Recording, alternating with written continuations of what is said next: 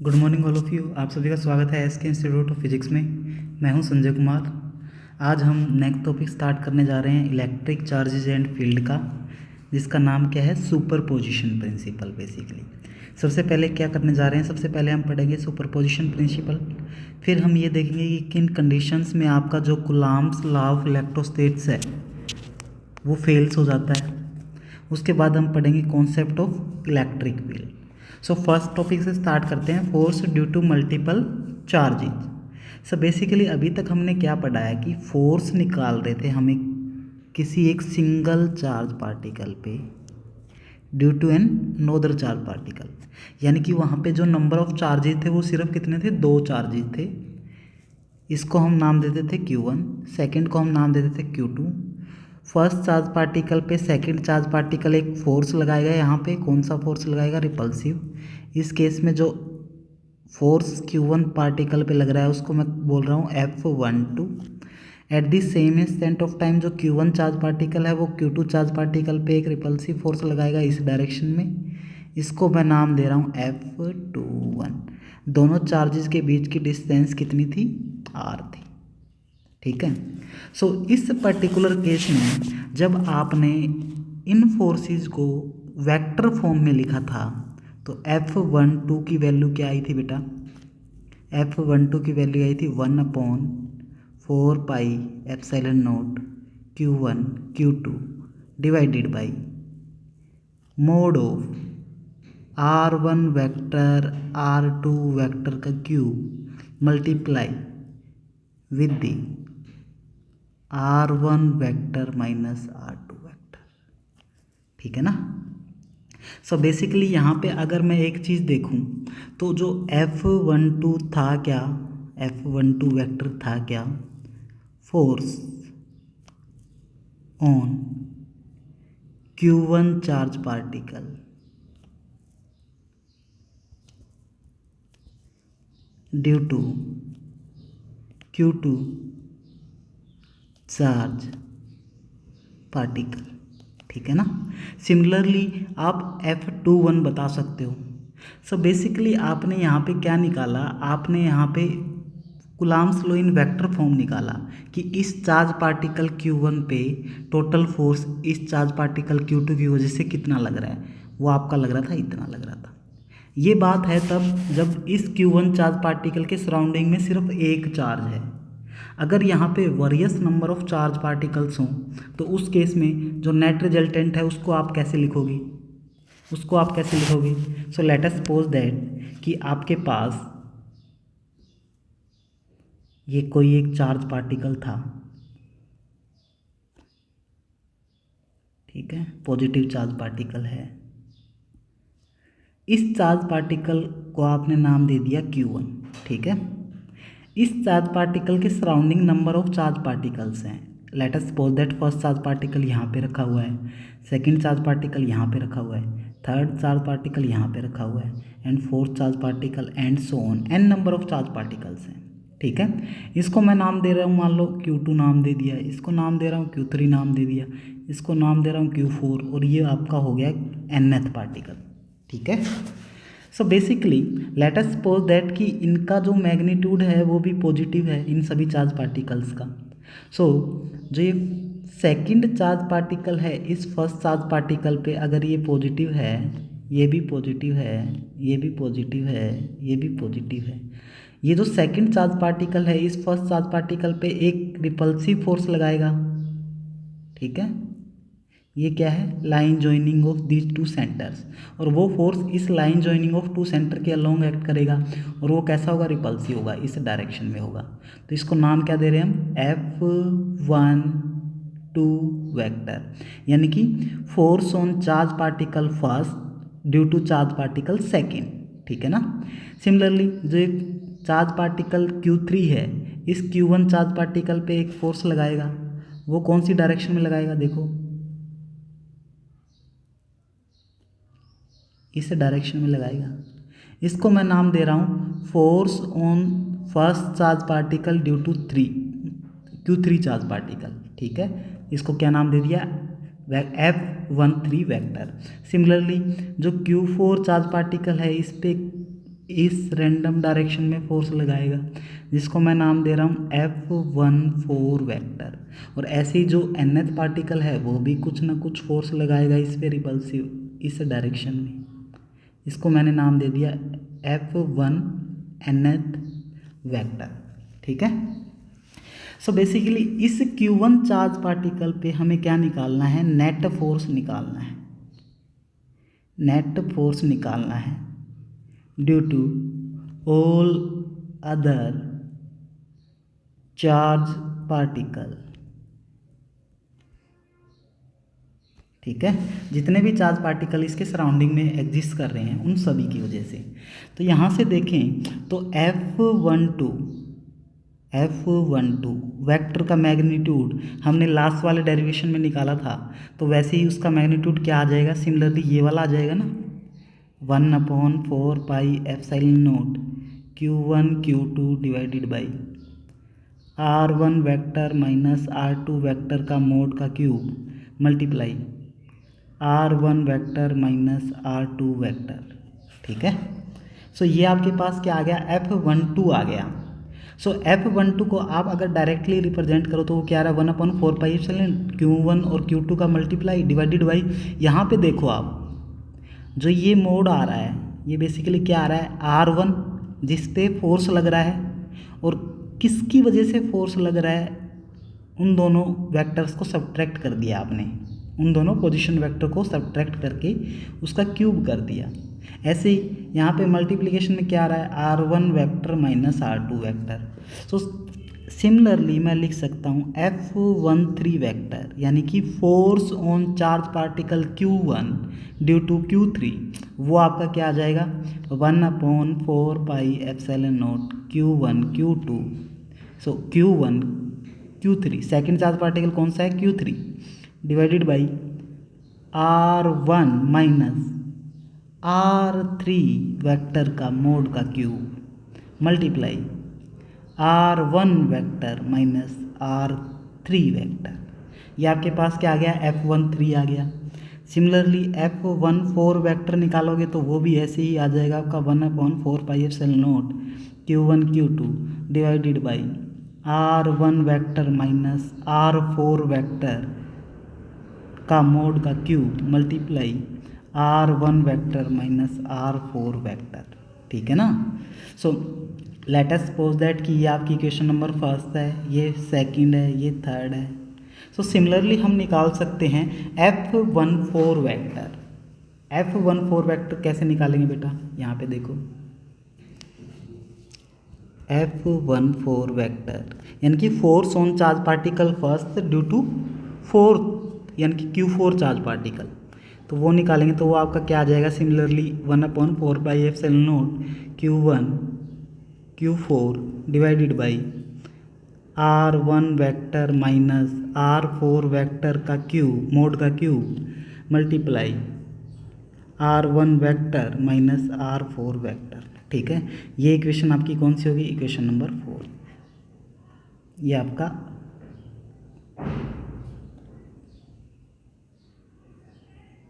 Four आएगा बेटा। अच्छा यार F14 दोबारा से लिख दिया क्या, कोई बात नहीं। सो इस फर्स्ट पार्टिकल पे nth पार्टिकल की वजह से फोर्स निकाले तो वो कितना आ जाएगा, 1/4 pi epsilon naught Q1 Qnth divide by R1 vector minus Rn vector का मोड का cube multiply with the R1 vector minus Rn vector. ठीक है, सो ये आपकी इक्वेशन नंबर हो गई 5।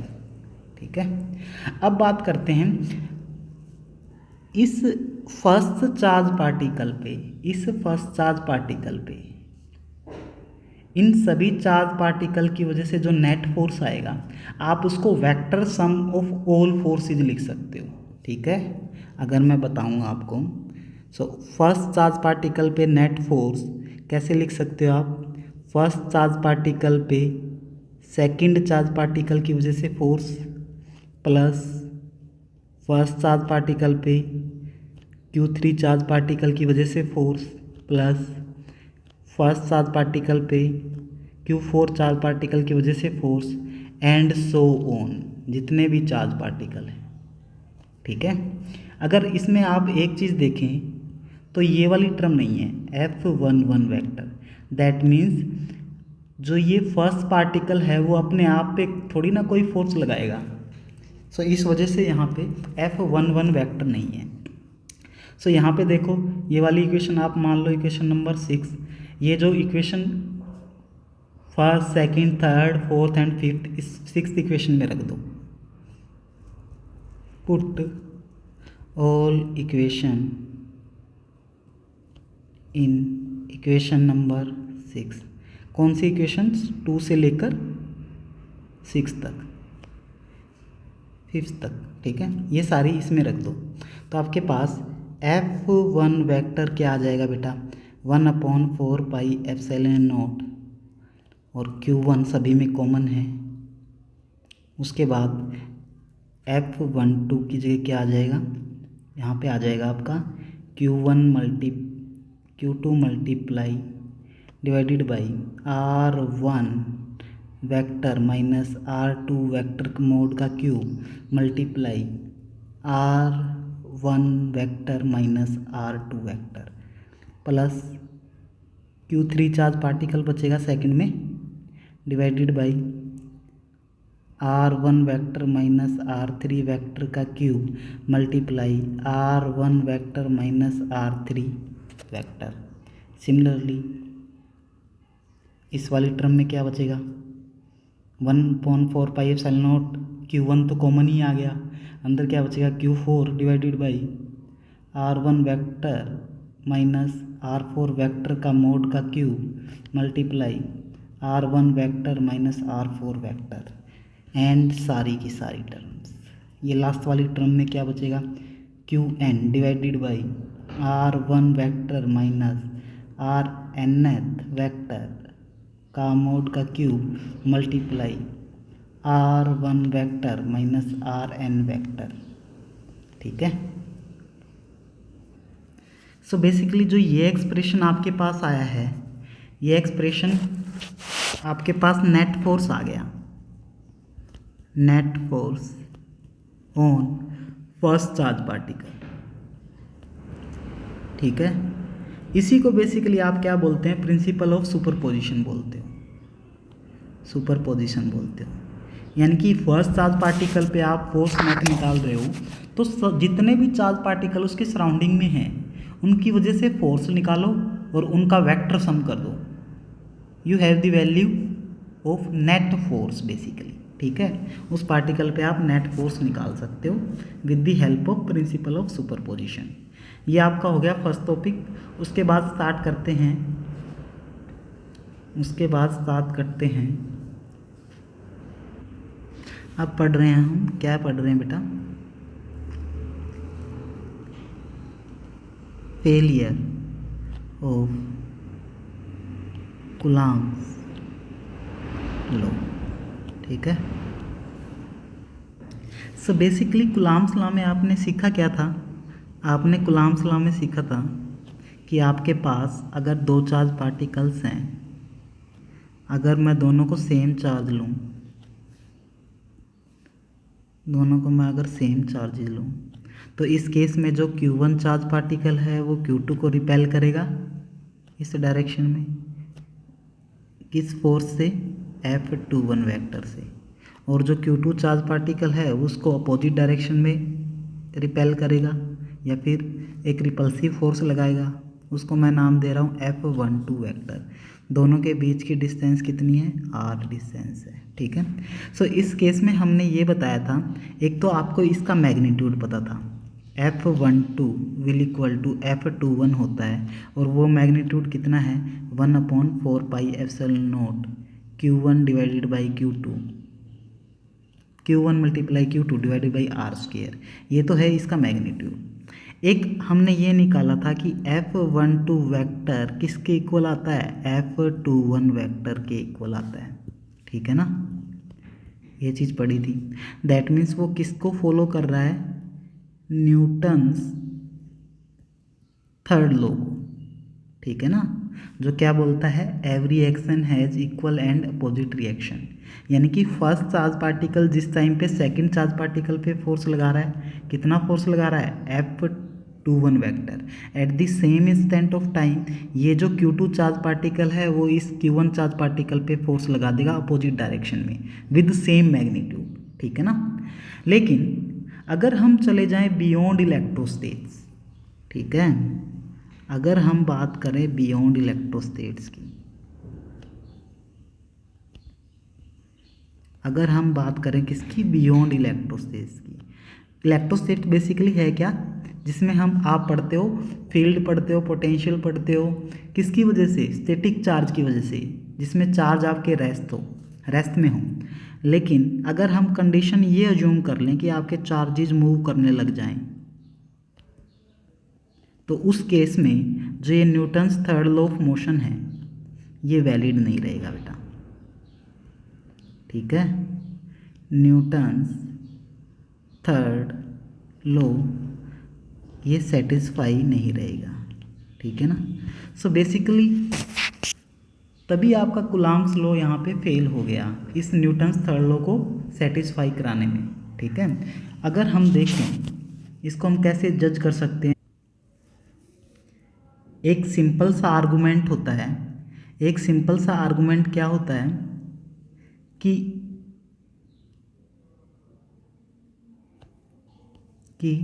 एनी सिग्नल और information can be send from one place to other with the maximum speed which is equal to speed of light, ठीक है। आप कोई भी सिग्नल को फर्स्ट पोजीशन से सेकंड पोजीशन पे सेंड कर सकते हो, उसकी मैक्सिमम स्पीड कितनी हो सकती है, स्पीड ऑफ लाइट के इक्वल हो सकती है, ठीक है ना। आपको कोई भी इंफॉर्मेशन आपको कहीं पे पहुंचानी है, ठीक है, उस सिग्नल को, उस इंफॉर्मेशन को आप एक स्थान से दूसरे स्थान पे इस स्पीड से ज़्यादा स्पीड पे आप पहुंचा नहीं सकते बेसिकली, ठीक है ना। उस सिग्नल की स्पीड इससे कम ही होगी, ठीक है ना। सो बेसिकली जो फेलियर ऑफ कूलॉम्स लॉ है इसी आर्गूमेंट पे बेस है, ठीक है ना।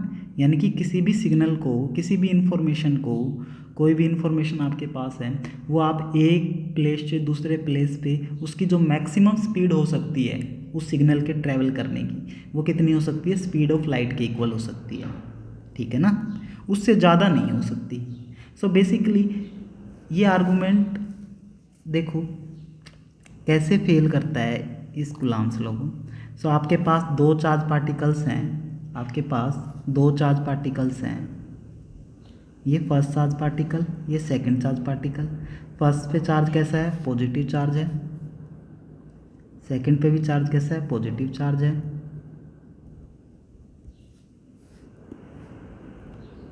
ठीक है। दोनों के बीच की डिस्टेंस कितनी है, r है। So first charge particle Q1 ने Q2 पे एक फोर्स लगाया, कितना लगाया, F12 वेक्टर, और इस Q2 चार्ज पार्टिकल ने इस Q1 पे फोर्स लगाया, कितना लगाया, F21 वेक्टर। यहाँ से देखें तो ये आपका कैसा केस है, केस फर्स्ट है बेटा। इस केस फर्स्ट में अगर मैं F21 वेक्टर का फोर्स निकालूँ मैं, तो वो किसके इक्वल आएगा, 1/4 pi epsilon naught Q1 Q2 divided by r square. Similarly अगर मैं F12 का मैग्नीट्यूड निकालूँ तो वो भी सेम आएगा, 1/4 pi epsilon naught Q1 Q2 divided by r square divided by r square, ठीक है ना। तो यहाँ से देखें तो केस फर्स्ट में जब आपके चार्जेस रेस्ट में थे तो F12 किसके इक्वल आ रहा है, F21 के इक्वल आ रहा है, ठीक है ना, और दोनों की डायरेक्शन भी अपोजिट है। दैट मीन्स इस फर्स्ट केस में तो ये क्या कर रहे हैं, न्यूटन्स थर्ड लॉ को वैलिड कर रहे हैं, सेटिस्फाई करा रहे हैं, ठीक है ना। अब हम कंडीशन चेंज कर रहे हैं, हम क्या कर रहे हैं, इस सेकंड चार्ज पार्टिकल को यहाँ से मूव करा के यहाँ पे ले जा रहे हैं, ठीक है ना। तो सिचुएशन कैसी है कि लेट अस सपोज दैट कि इस Q2 चार्ज पार्टिकल को आपने डेल्टा R शिफ्ट कर दिया या फिर डेल्टा R मूव कर दिया, तो ये वाली डिस्टेंस है वो कितनी बचेगी बेटा, R माइनस डेल्टा R यहाँ तक की, ठीक है ना। सो इस केस में फिगर यहाँ पे दोबारा बना लेते हैं बेटा।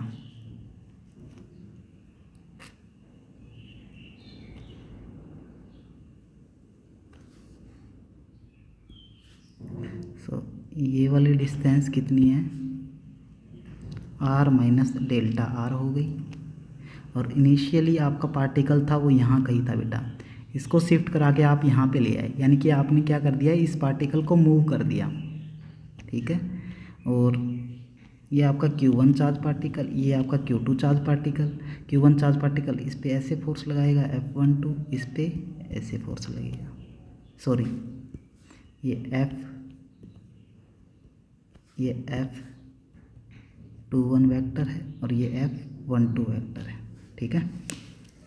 यहाँ से देखें तो जैसे ही आपने इस चार्ज पार्टिकल को यहाँ पे मूव कराया तो जो ये F21 फोर्स था उसका मैग्नीट्यूड कितना हो जाएगा, 1/4 pi epsilon naught Q1 Q2 divided by, और दोनों के बीच की डिस्टेंस है वो कम हो गई, दैट मीन्स टोटल डिस्टेंस कितनी होगी, R माइनस डेल्टा R का स्क्वायर। सो बेसिकली जो इस Q2 चार्ज पार्टिकल पे फोर्स लग रहा है वो इतना फोर्स लग रहा है, ठीक है। लेकिन और इस F12 इस Q1 चार्ज पार्टिकल पे जो फोर्स लगेगा वो F12 वेक्टर को छोड़ दो बेटा, एक बार सिर्फ मैग्नीट्यूड की बात करते हैं, ठीक है। F12 का मैग्नीट्यूड भी कितना हो जाना चाहिए, 1/4 pi epsilon naught Q1 Q2, और दोनों के बीच की डिस्टेंस रिड्यूस हुई है तो R माइनस डेल्टा R का स्क्वायर हो जाना चाहिए, ठीक है ना। लेकिन ये ऐसा नहीं होता, ठीक है। क्यों? क्योंकि वो सिंपल सा आर्गूमेंट जो मैंने अभी डिस्कस किया था कि किसी भी इंफॉर्मेशन को सेंड होने में टाइम लगता है। जब आपने इस चार्ज पार्टिकल को यहाँ से यहाँ पे मूव कराया तो इस चार्ज पार्टिकल को तो पता है कि आपकी सिचुएशन चेंज हो गई है और मेरी जो फर्स्ट चार्ज पार्टिकल और मेरे खुद के बीच की डिस्टेंस कितनी हो गई, R माइनस डेल्टा R हो गई। लेकिन इस Q1 चार्ज पार्टिकल को ये इन्फॉर्मेशन यहाँ से यहाँ पे ट्रैवल होने के लिए कुछ टाइम लगेगा, ठीक है ना। और वो टाइम कितना लगेगा बेटा, वो टाइम लगेगा, time will be equal to distance upon velocity. So distance दोनों के बीच की मान लो R है इस पर्टिकुलर केस में, इस पॉइंट और इसके बीच की इन्फॉर्मेशन तो यहाँ से लेकर यहाँ तक ट्रैवल होगी ना। सो R डिवाइडेड बाई V, और जो मैक्सिमम वेलोसिटी हो सकती है इन सिग्नल्स को सेंड करने के लिए वो किसके इक्वल हो सकती है, 3 × 10⁸ मीटर पर सेकेंड, ठीक है ना। यानी कि इतना टाइम तो कम से कम लगेगा इस इंफॉर्मेशन को इस पॉइंट से यहाँ पे सेंड होने में, इस पॉइंट से यहाँ पे सेंड होने में। तब तक के लिए जो ये F12 फोर्स है वो कितना ही रहेगा, 1/4 pi epsilon naught Q1 Q2 divided by R का स्क्वायर, ठीक है ना। सो F21 तो आपका इंक्रीज हो गया, कैसे इंक्रीज हो गया, दोनों के बीच की डिस्टेंस डेल्टा R से डिक्रीज हो गई तो ये वाला जो कंपोनेंट है वो डिक्रीज हुआ, तो ओवरऑल F21 की वैल्यू इंक्रीज हो गई। लेकिन जो F12 है वो सेम रहा।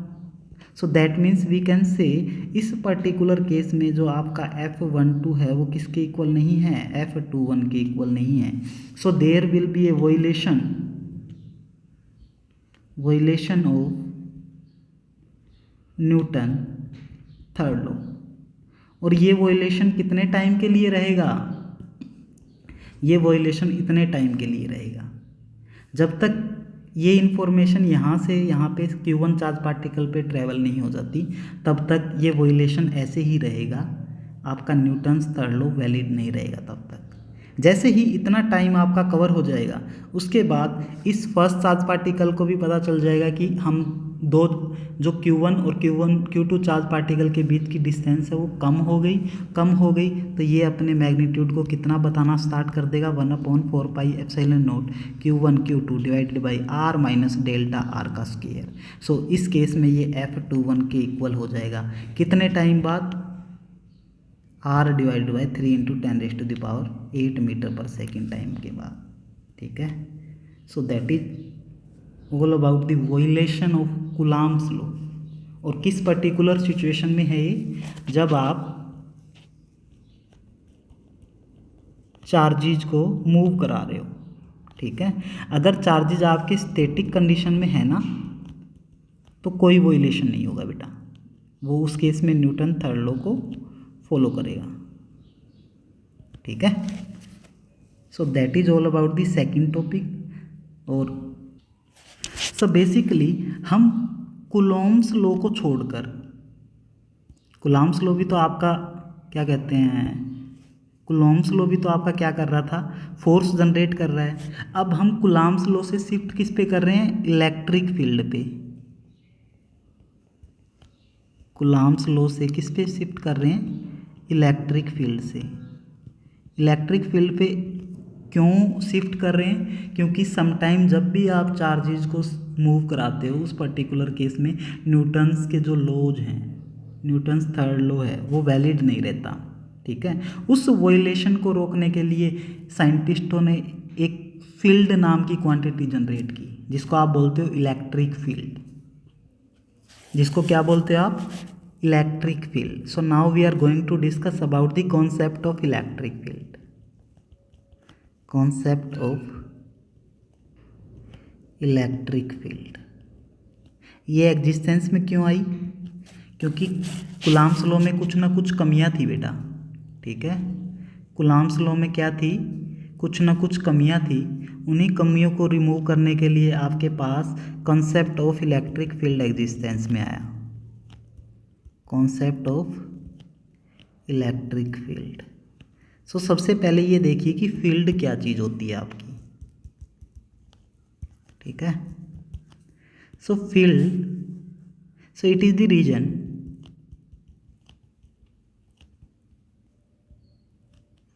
around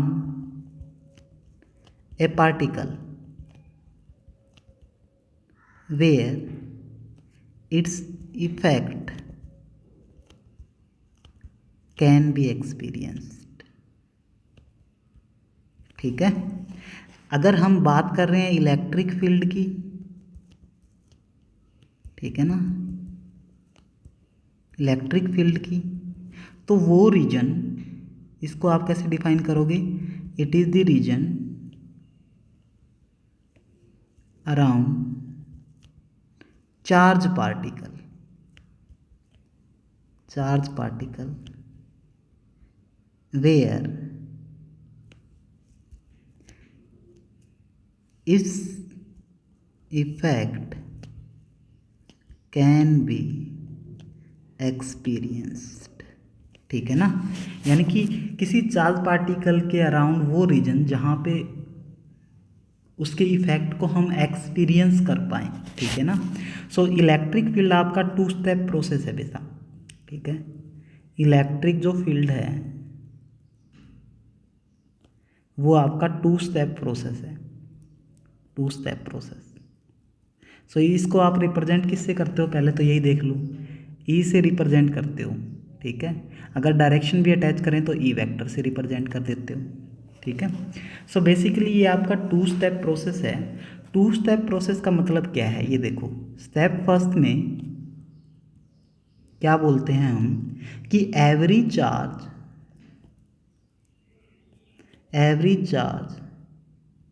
creates an entity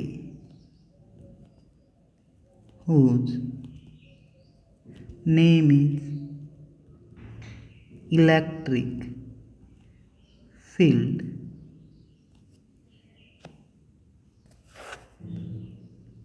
in the absence or in the presence of other charge. ठीक है। हर एक चार्ज आपका एक एंटिटी क्रिएट करता है और उस एंटिटी का नाम क्या है, इलेक्ट्रिक फील्ड है, चाहे उसके सराउंड कोई चार्ज प्रेजेंट हो या नहीं हो, ठीक है ना, वो एक एंटिटी क्रिएट करता है। जैसे अगर मैं आपको एक एग्जांपल दूं, ये आपके पास एक कोई चार्ज पार्टिकल है, पॉजिटिव चार्ज पार्टिकल, ठीक है। ये जो चार्ज पार्टिकल है एक फील्ड क्रिएट करेगा अपने चारों ओर, ऐसा कुछ,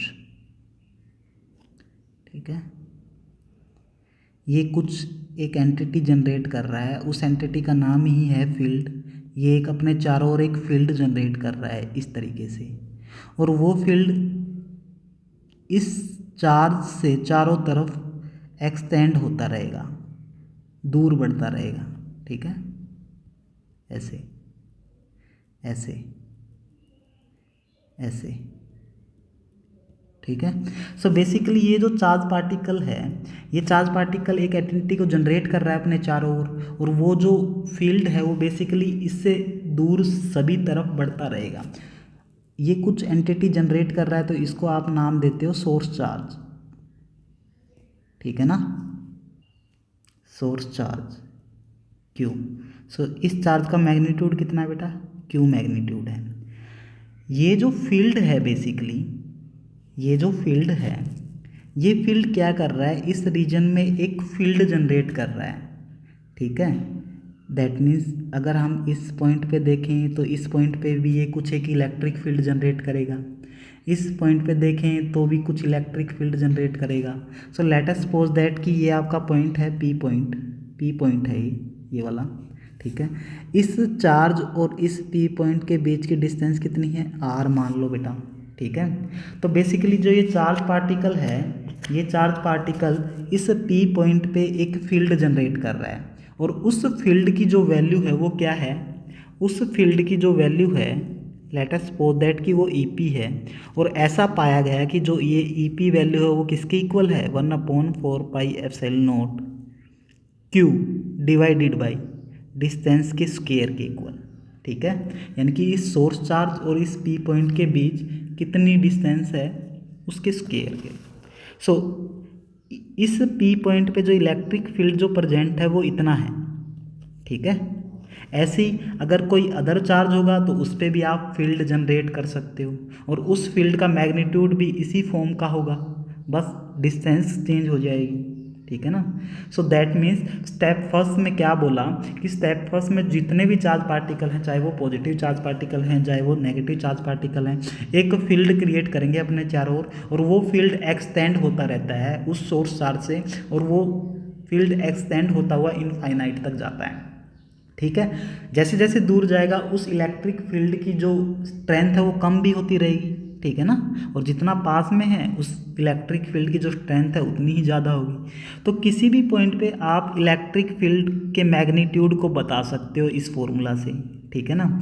अब सेकंड स्टेप में क्या होगा बेटा, स्टेप सेकंड में क्या होगा, अगर बाहर से कोई भी चार्ज पार्टिकल, ठीक है ना, लेट अस सपोज दैट कि वो प्लस चार्ज पार्टिकल है और उसको नाम दे दिया क्यू नोट, ठीक है। अगर कोई भी चार्ज पार्टिकल बाहर से इस पॉइंट पी पे आता है तो जो इस पी पॉइंट पे जो इलेक्ट्रिक फील्ड प्रेजेंट है वो इस चार्ज पे फोर्स लगाएगा, ठीक है ना। So basically electric field present at point P apply some kind of force on Q naught charge particle when it comes to that point, ठीक है। जब बाहर से कोई भी चार्ज पार्टिकल इस पॉइंट पे आएगा तो इस पॉइंट पे जो फील्ड क्रिएट किया है इस सोर्स चार्ज पार्टिकल ने, वो फील्ड इस चार्ज पार्टिकल पे फोर्स लगाएगा, और उस फोर्स का मैग्नीट्यूड क्या होगा बच्चों, उस फोर्स का मैग्नीट्यूड आपका होगा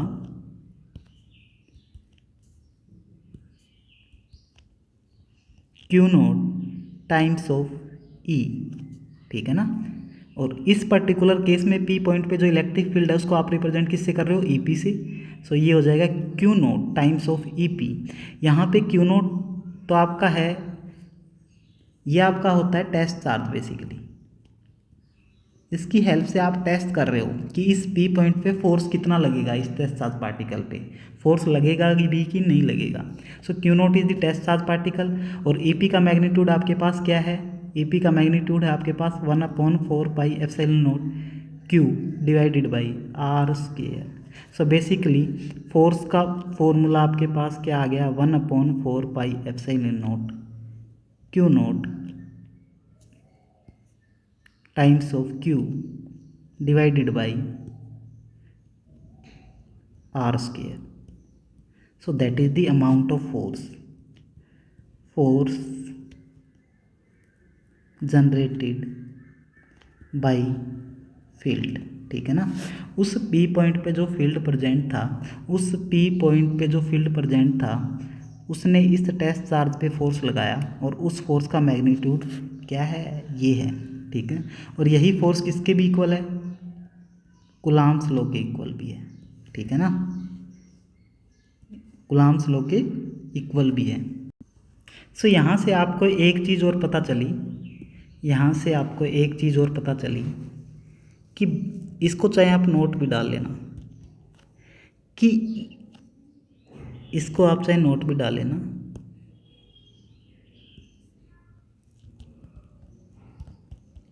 कि charges does not exerts force on other charges, ठीक है। कोई भी चार्ज पार्टिकल एक दूसरे पे फोर्स नहीं लगाता। फोर्स कौन लगाता है, basically electric field. So you can say electric field generates force on the charge particle, ठीक है।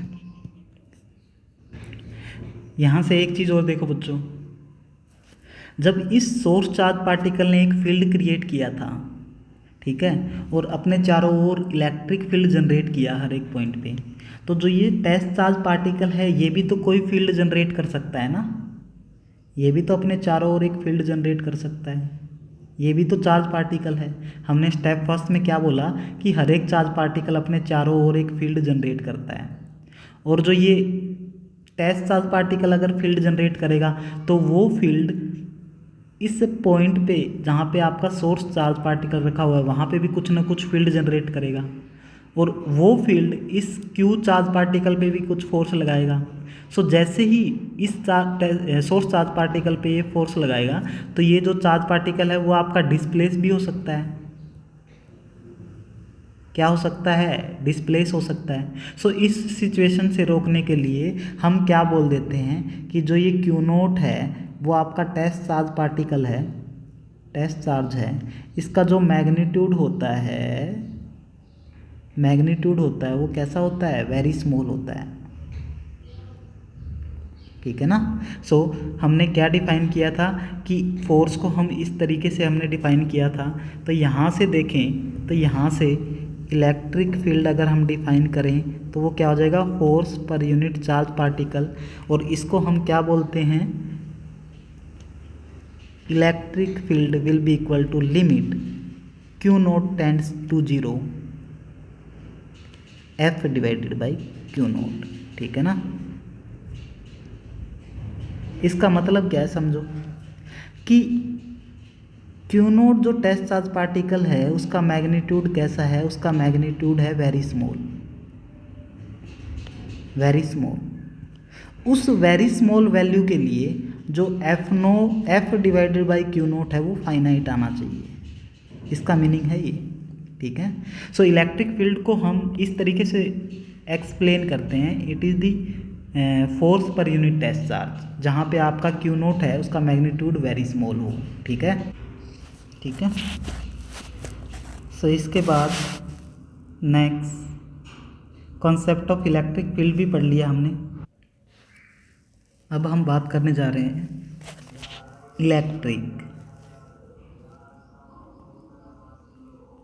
इलेक्ट्रिक लाइन ऑफ फोर्स, कभी कभी इलेक्ट्रिक फील्ड लाइंस भी बोल देते हैं, तो कंफ्यूज मत होना। सो ये इलेक्ट्रिक लाइन ऑफ फोर्स क्या चीज़ होती है, सबसे पहले तो यही देखो, ठीक है, ठीक है।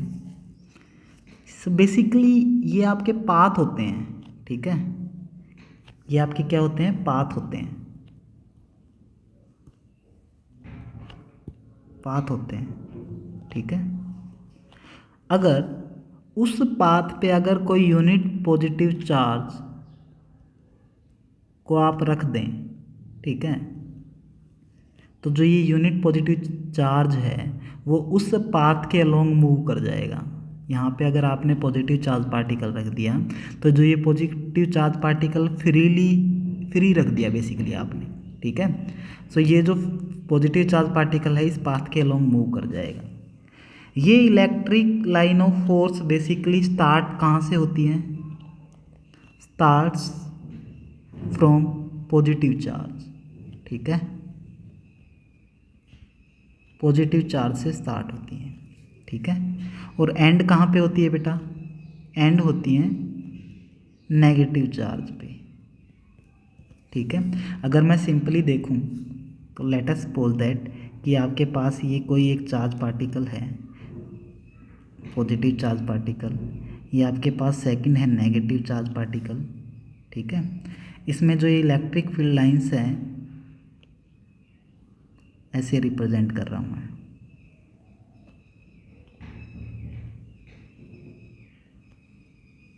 ठीक है, ऐसे। बेसिकली ये थोड़ी रॉन्ग बन गई,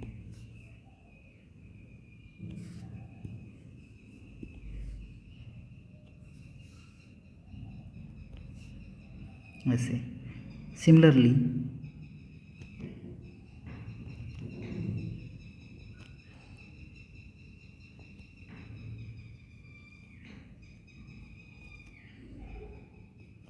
ठीक है, ये आपका कौन सा चार्ज पार्टिकल है, पॉजिटिव चार्ज पार्टिकल है, और ये आपका कौन सा है, नेगेटिव चार्ज पार्टिकल है। तो बात करें पॉजिटिव चार्ज पार्टिकल से जो ये इलेक्ट्रिक लाइन ऑफ फोर्स है वो आउटवर्ड डायरेक्शन में जाती है, ऐसे ऐसे ऐसे ऐसे ऐसे ऐसे ऐसे, और नेगेटिव चार्ज पार्टिकल पे ये टर्मिनेट होती है बेसिकली ऐसे ऐसे ऐसे ऐसे। सो बेसिकली आप ये बोल सकते हो जो ये इलेक्ट्रिक लाइन ऑफ फोर्स हैं वो ओरिजिनेट कहाँ से होती हैं, ओरिजिनेट होती हैं पॉजिटिव चार्ज से, और टर्मिनेट कहाँ पे होती है, टर्मिनेट होती है नेगेटिव चार्ज पे।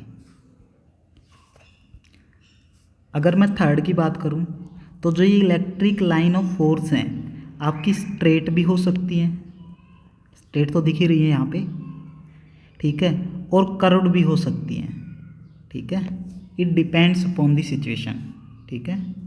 फोर्थ, ये जो इलेक्ट्रिक लाइन ऑफ फोर्स है वो इमेजिनरी लाइन है बेसिकली,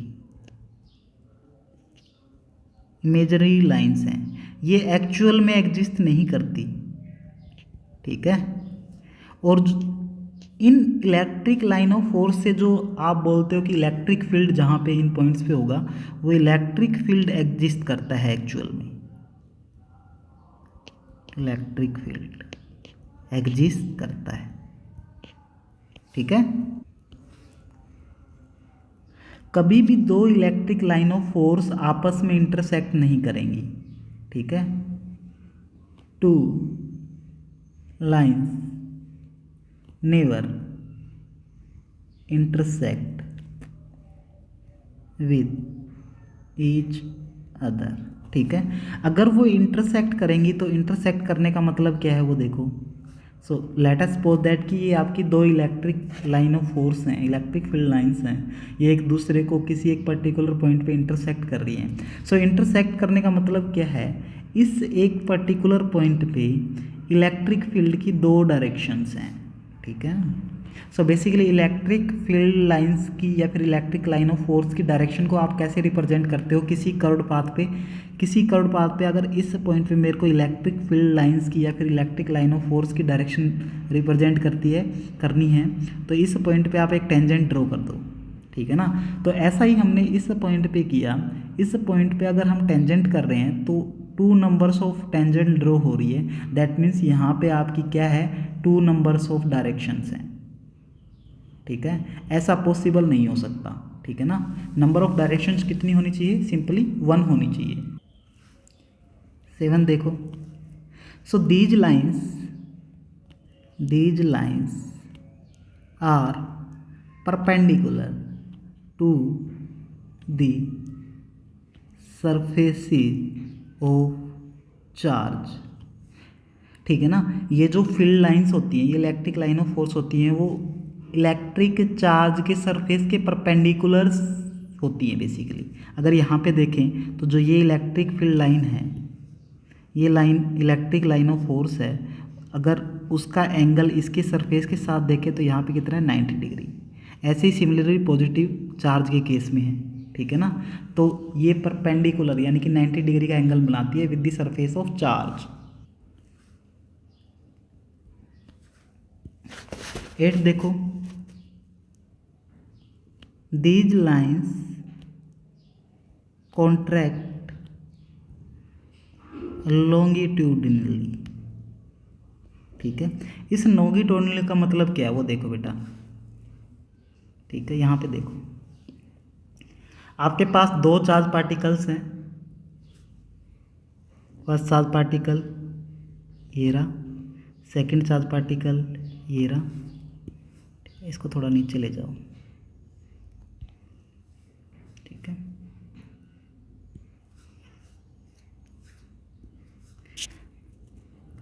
इसको ड्रॉ कर लो एक बार।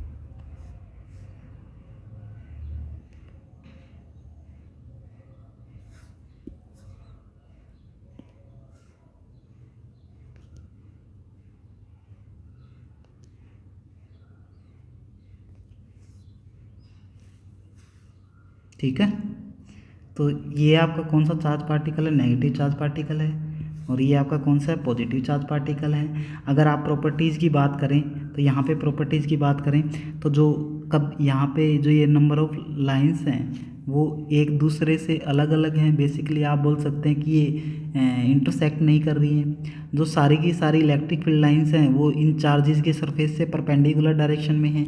कुछ लाइंस आपकी स्ट्रेट लाइन हैं, कुछ लाइंस आपकी कर्व्ड भी हैं, ठीक है।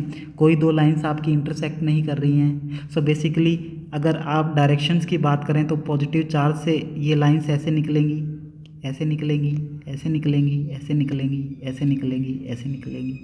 और नेगेटिव चार्ज पे ये एंटर कैसे करेंगी, टर्मिनेट कैसी होंगी, ऐसे होंगी, ठीक है। सो किसी एक पर्टिकुलर पॉइंट पे अगर हम इन पॉइंट्स की बात करें तो जो ये कॉन्ट्रैक्ट हो रही हैं वो लेंथ वाइज हो रही हैं, ठीक है। अगर मैं इन लाइंस की बात करूं स्मॉल लेवल पे तो ये एक दूसरे के साथ इंटरेक्ट कैसे कर रही हैं, एक दूसरे के साथ ये लेंथ वाइज अटैच हो रही हैं, ठीक है ना। ये पॉजिटिव चार्ज पार्टिकल्स की जो लाइंस हैं वो ऐसे आई और इस नेगेटिव चार्ज पार्टिकल्स की लाइन के साथ लेंथ वाइज कॉन्ट्रैक्ट हो गई। इसको बोलते हैं लॉन्गिट्यूडनल।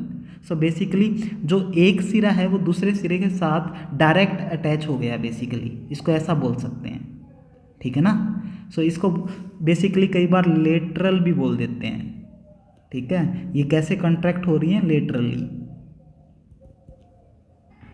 सो आज के लिए बेटा इतना ही, नेक्स्ट क्लास में आगे पढ़ेंगे। आज के लिए गुड बाय।